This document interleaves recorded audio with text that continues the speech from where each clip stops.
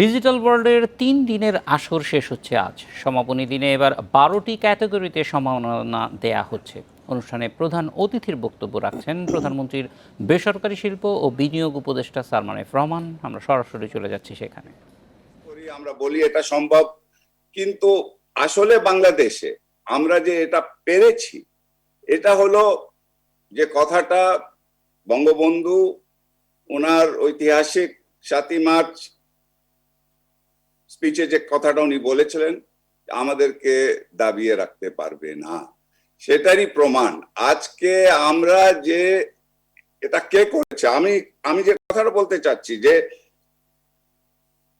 জননেত্রী শেখ হাসিনা স্বপ্ন দেখেছিলেন, ওনার সুযোগ্য উপদেষ্টা সজীব ওয়াজিদ জয় স্বপ্নটা বাস্তবায়ন করার জন্য নেতৃত্ব দিয়েছেন, কিন্তু এই বাস্তবায়নটা করেছে কে? করেছে বাংলাদেশের ছেলেমেয়েরা। আর আমরা এটা যে কথাটা বলেছিলেন কি দাবায় রাখতে পারবে না, সেটাই প্রমাণ যে আমাদেরকে, আমি সবসময় কথাটা বলি যে বাংলাদেশে যদি অনুকূল পরিবেশ তৈরি করে দেওয়া যায় আমরা পারি। আজকে আমি কিন্তু আপনারা জানেন, আপনাদের ডিজিটাল ওয়ার্ল্ডের এই ৩ দিন ব্যাপী যে আপনারা করেছেন, আর এই যে কথাটা আপনারা বললেন যে ইনফ্যাক্ট এই কোভিড-19 এর প্যান্ডামিকের কারণে আসলে একদিক দিয়ে এটা যেটা বলা হয় it is a blessing in disguise, যে দেখা যাচ্ছে যে মানে সোশ্যালি ডিস্টেন্স কিন্তু ডিজিটালি কানেক্টেড। এই যে আপনারা থিম নিয়ে এবার যে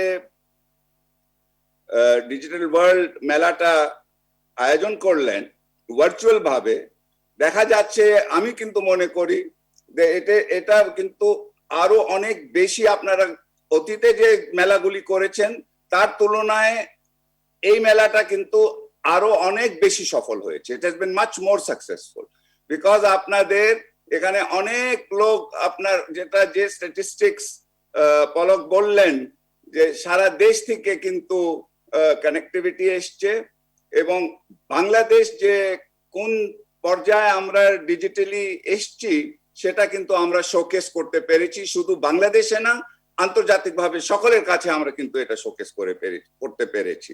এবং আমি আপনাদের সকলকে, এর সাথে যারা জড়িত আছেন তাদেরকে আমি কিন্তু অভিনন্দন জানাইতে চাই, ধন্যবাদ জানাইতে চাই যে আসলে যে আমাদের যে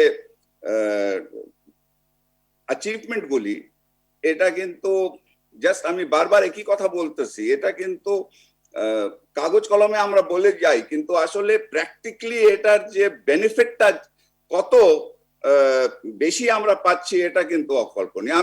আমরা যখন পড়ি অন্যান্য দেশে, যখন আমরা শুনি যে স্ট্যাটিস্টিক্স গুলি সিনিয়র সচিব দিয়েছিলেন যে আমরা কত ফাইল করা হয়েছে, কত আমাদের টেলিমেডিসিন হয়েছে, কতটা আমাদের মানে বাচ্চারা আপনার স্কুলে কলেজে অনলাইন ক্লাস করা হচ্ছে, এটা কিন্তু বাংলাদেশে যে এটা সম্ভব হবে এটা কিন্তু কেউ বিশ্বাস করতো না। এবং এই আপনার কোভিড-19 এর কারণে আমরা আসলে যে ডিজিটাল বাংলাদেশ আমরা অর্জন করতে পেরেছি, এটা আমরা কিন্তু প্রমাণ করতে পেরেছি।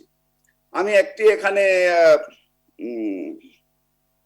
যে কথাটা আপনারা কেউ বলেন নাই, আমি সেটাও একটা উদাহরণ দিতে চাই, বিকজ সেটাও কিন্তু আমি মনে করি একটা সাংঘাতিক কাজ হয়েছে। ডিজিটালি আপনারা একটা জিনিস সাকসেসফুলি করতে পেরেছেন, যার জন্য আমি যে আগে যে কথাটা বলেছিলাম যে সোশিও ইকোনমিক পরিবর্তন দেশে নিয়ে আসবে সমাজে, সেটা হলো যে কিছুদিন আগে